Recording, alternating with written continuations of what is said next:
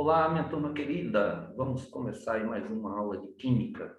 E hoje vamos falar aqui, voltar a falar de tabela periódica, falar de estrutura atômica e falar especificamente sobre ligações químicas, dando destaque aí para a ligação química iônica. Então vamos nessa. Primeiro, relembro a vocês aqui da aula passada, quando nós falamos sobre alguns conceitos aqui de matéria e de substâncias. Então, relembro que matéria é tudo aquilo que tem massa e ocupa um lugar no espaço. Então, essa é uma das definições para matéria. A matéria pode se apresentar em forma de substâncias puras ou pode se apresentar misturadas. As substâncias puras são aquelas que têm apenas um tipo de molécula e podem ser, tá, pura e simples, como é o caso daqueles que têm somente um tipo de átomo na sua constituição, aquelas moléculas que têm só um tipo de átomo na sua constituição, como o oxigênio, que é o O2, tá? O N2, e podem ser substâncias puras compostas, como são aquelas que apresentam dois ou mais elementos na sua molécula, como a água, o dióxido de carbono, por exemplo. Então, podem ser assim chamadas, tá? As misturas são aquelas que apresentam mais de um tipo de substância pura, ou seja, mais de um tipo de molécula. Portanto, as misturas podem ser de duas formas. Pode ser aquela chamada mistura heterogênea, que apresenta mais de uma fase, como exemplo a água e o óleo. A gente consegue visualizar os dois quando estão no mesmo sistema, e aquelas homogêneas, homo igual, hétero diferente. Então, aquelas que apresentam uniformidade, que apresentam somente uma fase. Como exemplo, água e sal, que também é chamada de solução, onde a água é o solvente e o sal é o soluto. Você não visualiza nem o sal nem a água, embora você sabe que está presente ali, estão presentes os dois, os dois tipos de molécula, beleza? Sabemos ainda que essas misturas podem ser fisicamente separáveis, e aí nós temos os processos de separação de mistura, tanto os processos de separação de misturas homogêneas, quanto os processos de separação de misturas heterogêneas. Exemplo de separação de mistura homogênea: a destilação fracionada, a fusão fracionada. E exemplo de separação de mistura heterogênea: vai de processos mais simples, como a captação, a ventilação, até processos mais complexos, como a decantação. Beleza, pessoal? Vamos então seguindo aqui, relembrando também que nós tratamos sobre tabela periódica, tá? E em relação à tabela periódica, vale destacar que é a forma que se encontrou para representar os elementos químicos. E os elementos químicos são os verdadeiros representantes dos átomos. E os átomos que se juntam e que formam as moléculas, e as moléculas se juntam e formam as substâncias. Então, não dá para estudar ligações químicas, não dá para estudar substâncias sem estudar a tabela periódica. A princípio, aqui, gostaria de lembrá-los que aqui nós temos os elementos representados por símbolos, né? E o símbolo de um elemento vai ser sempre uma letra maiúscula, a exemplo aqui do hidrogênio, H maiúsculo, ou uma letra maiúscula, seguida de uma letra minúscula, tá? Então, aqui nós temos os símbolos, esses símbolos são oficiais. Portanto, se você escrever o símbolo do cálcio, C maiúsculo e A maiúsculo, o seu símbolo está errado. Ele deve obrigatoriamente ser uma letra maiúscula, seguida de uma letra minúscula. Então, dessa forma que se apresenta aqui. Temos ainda aí mostrando aí, né, que os elementos estão organizados em linhas e também em colunas. Nas colunas, nós temos aqui as chamadas famílias ou grupo, família 1A, 2A, 3A, tá? 4A é família do grupo B, família B, ou os grupos que vai de 1A até o 18, ou simplesmente família 18 também. Então, são 18 colunas. E as linhas são 7. Nós temos no máximo aqui 7 linhas, e essas linhas também são chamadas de níveis, tá? De níveis.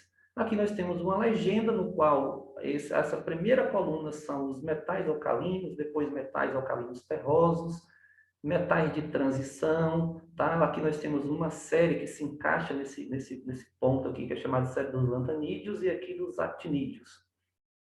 Temos ainda outros metais, temos aí os não metais, aqui família do boro, família do carbono, família do nitrogênio, família do oxigênio, também chamado família dos calcogênios, família do flúor, família dos halogênios, e os gases nobres, que recebem esse nome pela dificuldade que tem de se juntar com outros elementos químicos. E observa-se que ele tem 8 elétrons na última camada, chamada camada de valência.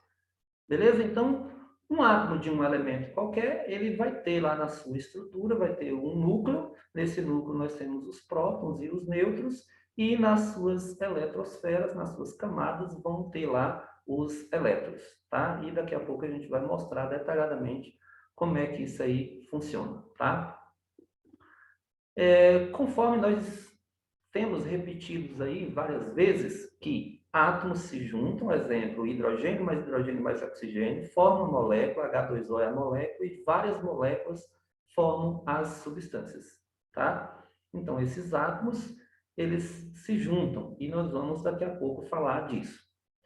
Até chegar a esse modelo de átomo que a gente tem no núcleo, os prótons e os nêutrons, e na sua eletrosfera aqui, ou seja, nas camadas, nós temos aí os elétrons, diversos modelos foram desenvolvidos.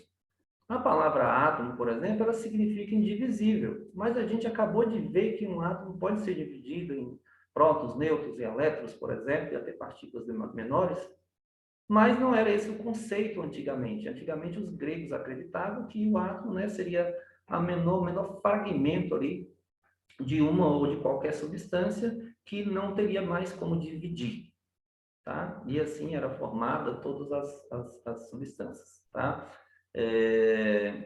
Então, Dalton, né, é uma esfera maciça, indivisível aqui, enquanto que aí depois nós tivemos Thomson, que já apareceu aqui, ó, algumas divisões, Rutherford, Niels Bohr e o modelo atual, tá? Então, beleza. Então, essas aqui são algumas informações sobre a linha do tempo de átomos. Em uma aula específica, a gente vai tratar necessariamente sobre essa evolução. Agora, eu vou chegar nesse modelo atual que eu falei para vocês, onde nós temos aqui prótons, nêutrons e elétrons. Foque nisso aí, tá? Nesse tipo de átomo. E aí, nós falamos então que os átomos se juntam e formam as moléculas. Até aí tudo bem. Então, juntou aqui, juntaram-se, tá? 2 átomos de hidrogênio com um átomo de oxigênio e formou uma molécula de água. Mas quem explica como isso é formado? É o assunto que nós vamos estudar agora, que é justamente as ligações químicas. Então, isso aí é explicado por meio das ligações químicas. E essas ligações químicas podem ser de 3 formas: ligação iônica, covalente e metálica. Então, se alguém perguntar para você o que é ligação química, você vai responder que é a parte da química que explica como as diversas substâncias são formadas aí no universo. Falando aqui específico da ligação iônica. O próprio nome aqui já sugere, ó, ligação formada por íons. Mas o que é um íon, professor? Negativamente. Então, aquele que está carregado positivamente é chamado de cátion. E aquele que é carregado negativamente é chamado de ânion. Quem geralmente são os cátions? Os cátions são os metais, que têm essa capacidade de doar elétrons. E os ânions são os ametais, que têm a capacidade de receber elétrons. Então, nós temos aqui o sódio, que é um metal, tá? Se você olhar lá, está na família dos metais, os metais alcalinos. Então, o sódio, ele tem essa capacidade de se tornar cátion. Por isso que está aqui com carga positiva e é chamado cátion monovalente, porque perde uma. O cálcio está na família 2A, tá? Que são os metais alcalinos terrosos, então também é um metal. E metal tem tendência a doar elétrons. E aqui, no caso, ele doa 2 elétrons. E aí, por isso que é chamado cátion bivalente. O alumínio na família 3A doam 3 elétrons e é chamado cátion trivalente. Tá? O chumbo está no grupo B e perde até 4 elétrons aqui e é chamado tetravalente. Cátion tetravalente. O cloro recebe um elétron, ele está na família 7A, ele recebe elétron, e é chamado ânion monovalente. O oxigênio bivalente e o nitrogênio recebe 3 e é chamado ânion trivalente. Beleza? Esses íons, pessoal, está presente no nosso cotidiano. Algumas reações, processos de absorção de nutrientes pelo nosso corpo, por exemplo, ocorrem na forma iônica e a falta deles pode ser prejudicial à nossa saúde, tá? Então, eles estão presentes aí em medicamentos, em vitaminas, em alimentos, nas hortaliças, tá? Por exemplo, em diversas hortaliças, nas frutas. Então, aí cada um tem sua função. Depois vocês observem aí a função, a carência e como fornecer cada tipo de íon aí que são importantes no nosso cotidiano. Só uma correção aqui, que o cálcio é 2+, tá? Beleza. Mas os íons também estão presentes aqui na eletroquímica, né, que nós vamos estudar, que vai explicar aqui, por exemplo, a formação de pilhas, né, como é que funciona uma pilha, e diversos outros processos que envolvem aí oxidação e redução, como, por exemplo, aqui na formação da ferrugem, muito importante aí para a área da construção civil, inclusive, e no nosso dia a dia também, tá? Mas isso vai ser estudado aí especificamente na parte 2 de Química, que é a parte que estuda a eletroquímica. Os íons também estão presentes na água. A água, embora a gente colocou lá H2O, é uma substância pura, mas na natureza não se encontra uma substância pura, assim. A água com diversos sais minerais, com diversos íons que estão presentes aí na água, como cálcio, magnésio, tá? E aí vale ressaltar que alguns dos minerais mais importantes para o nosso organismo estão na água. No entanto, a água também pode ser uma fonte de toxinas e metais pesados que podem interferir na nossa saúde, como o mercúrio, tá? O chumbo e diversos outros metais pesados que podem estar na água e ser prejudicial. Por exemplo, naquela região onde tem a exploração de minérios, que usa lá o mercúrio, contamina a água com esse metal pesado, tá? Que pode ser cancerígeno para o ser humano e também tóxico aí para diversos animais aquáticos. Bom, então vamos falar da ligação iônica. Entender a ligação iônica significa, primeiro, compreender essa regra do octeto ou teoria do octeto. E aí diversos profissionais, cientistas, tá, que que desenvolveram estudos para chegar até essa regra. Então, o primeiro deles aqui, o químico Kossel, né, analisou essa relação entre a estabilidade dos gases nobres e a sua configuração eletrônica. Lembra que eu falei que os gases nobres são chamados assim porque têm estabilidade, não se mistura com outros elementos, costuma aparecer na sua forma pura, tá? Diferentemente dos outros elementos. Então observou a estabilidade dos gases nobres e a sua configuração eletrônica. E vamos falar um pouquinho depois aí de configuração eletrônica, e vocês já viram também isso em aulas anteriores, que os elementos têm os átomos, né, têm as suas camadas, e nas suas camadas terão os elétrons. E no máximo 7 camadas. Observou que nos gases nobres eles têm algo em comum muito interessante, que é ter 2, especificamente aqui o hélio, ou 8 elétrons na última camada. Então, essa característica dos gases nobres que chamou a atenção. Eles não formavam, tá, substâncias com outros elementos, e eles tinham têm essa característica de apresentar 8 elétrons na última camada. Então, essa ideia, evidentemente, que foi aperfeiçoada, né, por diversos químicos aqui, dentre eles Lyons, tá, e Langmuir. Esse último chamou essa configuração, tá, de regra do octeto ou teoria do octeto, que diz basicamente o seguinte: em uma ligação química, um átomo tende a ficar com 8, na verdade 2 ou 8 elétrons na sua camada de valência. A camada de valência é a última camada, lembra que eu falei que tem até 7. Mas um átomo pode ter só uma, pode ter duas, pode ter 3, sendo que essa última é chamada camada de valência, tá? No estado fundamental, semelhante a um gás nobre. Tá? Então, vamos ver aqui algumas características da ligação iônica. Primeiro é que ela ocorre entre íons, o próprio nome já sugere isso aí. E íons pode ser os cátions, aqueles oriundos de metais, e pode ser ânions, aqueles oriundos de ametais. Os cátions têm cargas positivas, então os metais perdem elétrons, são chamados de cátions e ficam carregados positivamente. Enquanto os ametais recebem elétrons, são chamados de ânion e ficam carregados negativamente. ele segue essa regra do octeto, que é T2, adquirir uma configuração eletrônica dos gases nobres, que é T2 ou 8 elétrons na última camada.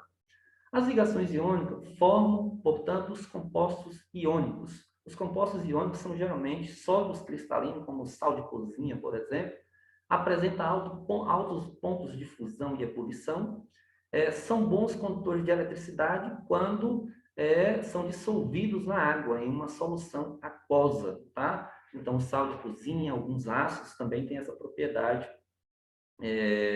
de serem, de conduzir eletricidade na presença da água, tá? Embora os ácidos não são aí substâncias, são substâncias moleculares, tá? Mas beleza. Fixa aí nos sais que são substâncias iônicas e tem essa capacidade de conduzir eletricidade na presença da água.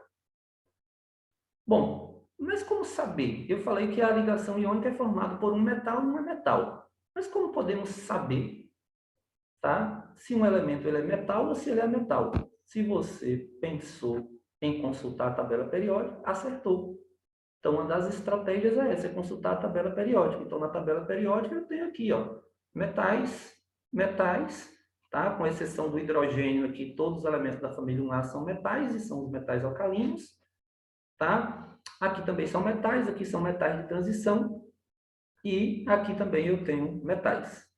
Uma dica, pessoal, é pegar essa tabela, sempre estudar química com uma tabela periódica e essa tabela completa. Esses númerozinhos que aparecem aqui do lado, tá? Esses números representam a quantidade de elétrons nas camadas. Então, aqui, por exemplo, para o magnésio, eu tenho 2, 8 e 2. Então, ele tem aqui, o número atômico dele é 12, é uma outra identificação que a gente observa na tabela, esse númerozinho é chamado número atômico, que vai ser igual ao número de prótons, e o número de prótons é igual ao número de elétrons, porque esses átomos aqui estão neutros, eles só modificam quando perde ou quando recebe. Então, aqui eu tenho 3 camadas, as camadas são chamadas camadas, recebem letras também, né? Camada K, L, M, N, O, P, Q, tá? Então, aqui eu tenho 3 camadas.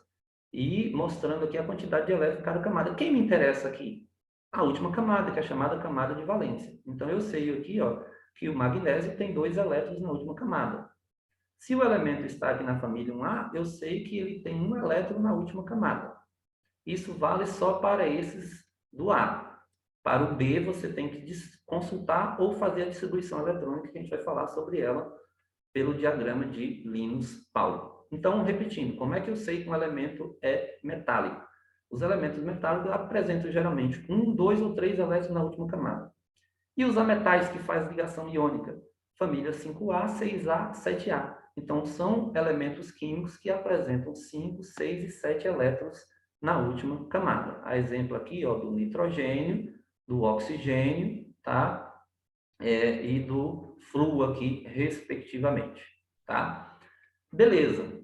Então, nós já sabemos uma forma de consultar se o elemento ele é um metal ou se ele é um ametal, olhando aí os símbolos, né? E também pela sua configuração eletrônica. Eles vão ter essas características de apresentar aí um número específico de elétrons na última camada, ou também a chamada camada de valência, tá?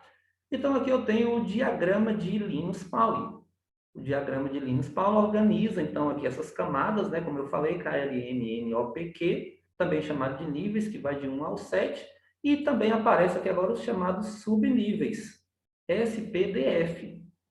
Cada um suporta um número máximo de elétrons, o nível S2, o nível P6, D10 e F14. As camadas também comportam números máximos de elétrons, 2, 8, 18, 32, 32, 18 e 2. Não é o nosso objetivo aqui agora fazer distribuição eletrônica pelo diagrama de Pauling. Mas eu vou pegar ali o magnésio que nós olhamos lá, que tem 12, número atômico 12, então tem 12 prótons e tem 12 elétrons.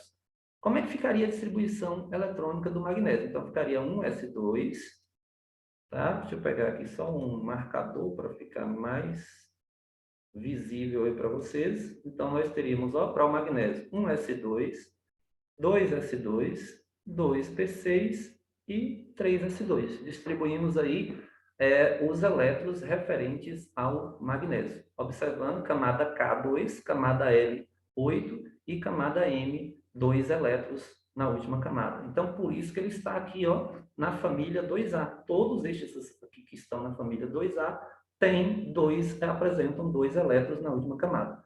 Eu posso chegar nessa informação consultando a tabela ou fazendo a distribuição pelo diagrama de Linus-Pauling, tá? Beleza, então vamos agora explicar de fato aqui como é que ocorre as ligações químicas. E o primeiro exemplo que nós vamos trabalhar aqui trata-se da formação do cloreto de sódio. O primeiro passo é colocar sempre o metal primeiro. O metal aqui é o sódio, então o símbolo dele é Na, tá?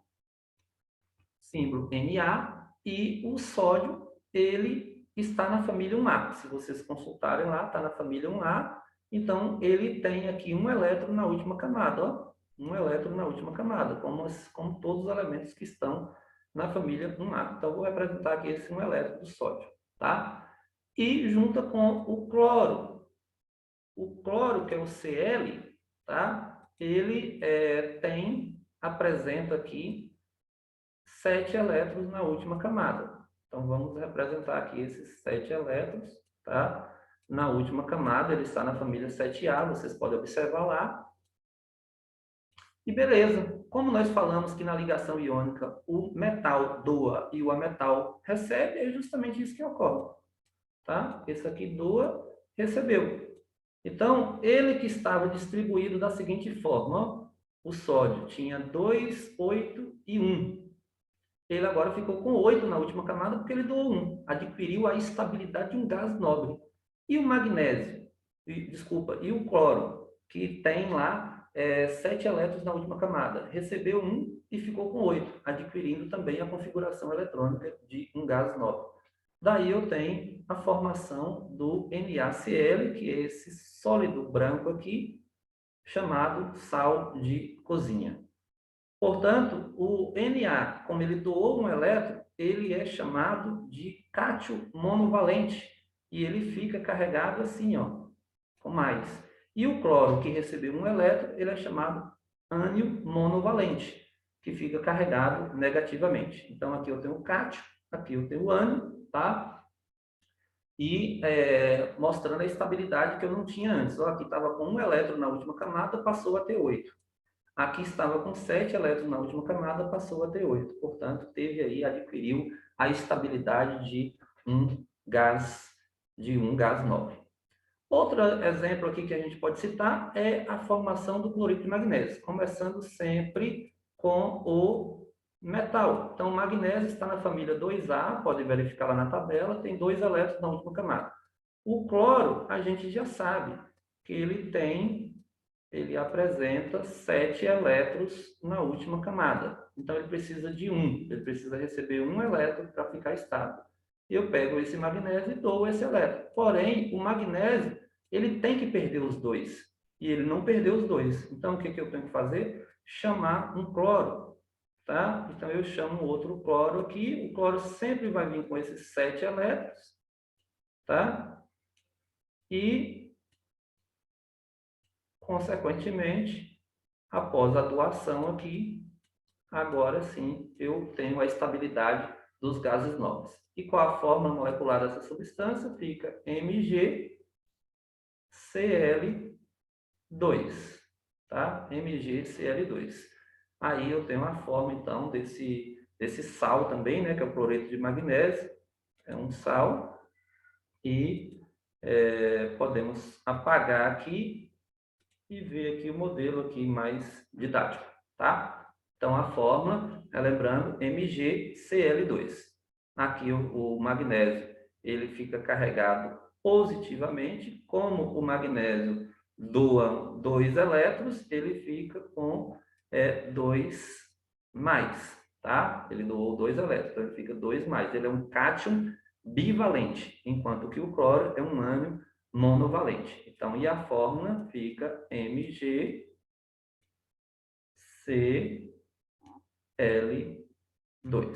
tá? Vamos para o próximo. O próximo aqui a gente faz a explicação da formação de uma substância muito importante, O alumínio, tá? Como é que é obtido o alumínio? O obtido é extraído, ele é obtido pelo processo de extração dessa rocha aqui chamada bauxita. Dela se extrai um óxido chamado alumínio, e essa alumina vai ter aí, total a bauxita, né, vai ter 35% a 55% dessa alumina, que é o óxido de alumínio. Depois, por outros processos, é produzido o alumínio metálico que a gente conhece. Bom, então aqui eu tenho que juntar o alumínio, o Al, que está na família 3A, então ele vem com 3 elétrons, com o oxigênio, que está na família 6A. Então vem com 6 elétrons, tá? O oxigênio vem com 6 elétrons. O oxigênio, então, precisa receber 2. Recebe aqui um e recebe aqui outro. Pronto, esse oxigênio está estável, mas o alumínio não está, porque ele precisa perder 3. Então, eu chamo um novo oxigênio, que vem novamente com 6. E aí, novamente, ele precisa ficar com 8. Eu tenho um aqui no alumínio, faço a doação, está com 7, o alumínio está beleza. Então, agora eu tenho que chamar desse lado, até que haja aí um equilíbrio. O alumínio vem sempre com 3. Doou aqui mais um. O oxigênio está beleza. Chamando aqui agora um outro oxigênio, que vem de novo com 6. Eu vou ter, portanto, aqui agora a estabilidade. Então, o alumínio, ó, que doou 3, ele fica carregado com 3+, e é chamado cátion trivalente. O oxigênio que está recebendo 2 fica carregado com 2-, e é chamado aqui o ânion bivalente, tá? E a fórmula aqui, a gente vai ter a fórmula da alumínio agora, que vai ser o Al2O3, tá? Então, limpando aqui, também abrindo aqui o modelo mais didático, a gente também consegue visualizar, tá? Pessoal, só um macete aqui para vocês. Analise comigo. O alumínio está na família 3A. Então, o alumínio, ele doa 3 elétrons. Então, fica assim, 3+. Um macete. O oxigênio está na família 6A. Então, para ficar com 8, precisa receber 2. Por isso que ele fica, então, 2-. Para você ver qual é a fórmula que vai formar, ao invés de fazer todo esse processo, basta inverter. Então, observe aqui, ó, que o Al3+, o 3 veio para baixo no O. E o 2 veio para baixo aqui no alumínio. Portanto, fica, ó, Al2, O3, tá? A forma que nós temos aqui representada. Beleza? Então, é dessa forma que são formadas as substâncias iônicas, tá? As substâncias iônicas. Vamos ver um exercício aqui, tá? Da PUC. Observe a figura abaixo e assinale a alternativa incorreta, tá? Então, veja bem que está pedindo aqui para assinalar a incorreta. Então, nós temos aqui alguns íons, né? Sendo cátions, carga positiva, e ânions aqui com carga negativa. Aí tem algumas informações. Átomos que pertencem à família dos metais alcalinos formam cátions monovalentes? Sim. Metais alcalinos, né? Aquela família 1A. Então, a família 1A, todos ali, com exceção do hidrogênio que está ali de intruso, né? Ele não é um metal, mas os metais alcalinos formam cátion monovalentes porque eles doam um elétron. Por exemplo, o potássio, tá? O sódio. Então, eles estão lá naquela família, ó, e formam cátions monovalentes, porque pode doar um elétron. Átomos que pertencem ao grupo 17, como, por exemplo, o flúor, o bromo, o cloro, tá? Que são aqueles chamados halogênios. Então, eles têm a tendência de, se eles estão no grupo 17, é a família 7A, precisa receber um para ficar com 8, portanto, eles são chamados de ânions monovalentes. Outra informação, a ligação iônica ocorre entre cátions e ânions e é caracterizada pela existência de forças de atração eletrostática, elétrons. entre eles. Isso também é verdade. E, por último, na ligação iônica, apenas átomos que perdem e ganham a mesma quantidade de elétrons podem se combinar. Não, não são apenas átomos que perdem a mesma quantidade. Nos exemplos que nós vimos, apenas o NaCl perdeu a mesma quantidade e o outro recebeu a mesma quantidade. Nos outros dois exemplos, a gente viu que não teve necessariamente. O alumínio perdeu 3, o oxigênio recebeu 2. Tá? Então, essa opção aqui está errada, então deveríamos marcar esta opção. Beleza, pessoal? Na próxima aula nós vamos falar então de quê? Ligações covalentes. Vamos explicar aí como é que são formadas as outras substâncias, que são as substâncias covalentes, tá? Então, não perca aí a próxima aula. Pode entrar em contato com a gente aí pelo chat também, para a gente poder tirar dúvidas, tá? Além disso, também vou deixar aí uma atividade no nosso grupo da turma, tá? Na nossa sala de aula virtual, para que vocês possam responder. Beleza? Valeu!